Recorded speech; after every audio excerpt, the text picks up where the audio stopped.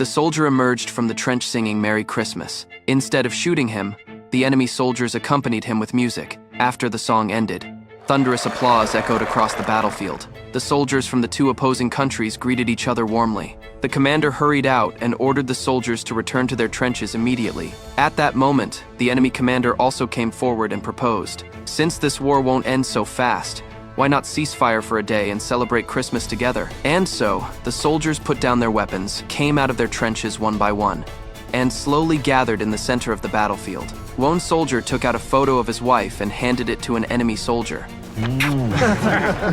They used flares as fireworks, shared food in the no man's land, and, led by a priest, prayed together. Amen. Amen.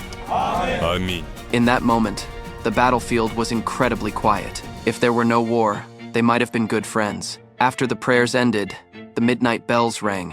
It's time to go back. The soldiers reluctantly said their farewells and returned to their trenches. When they meet tomorrow, they'll be enemies again. Early the next morning, a sleeping soldier was awakened by the sound. He stood up to check and saw an enemy soldier digging a hole.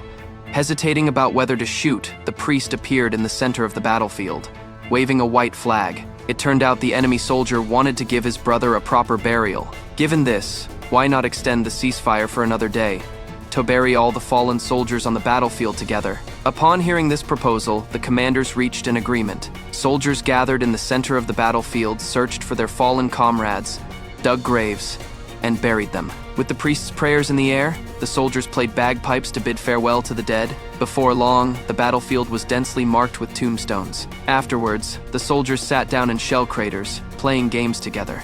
It looks less like a battlefield and more like a playground. But peace was always fleeting.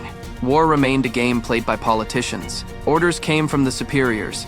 The soldiers must launch an attack immediately. However, after this ceasefire, the soldiers on both sides had become friends. Neither wanted to raise their guns against the other. So, before the bombing began, the commanders met again.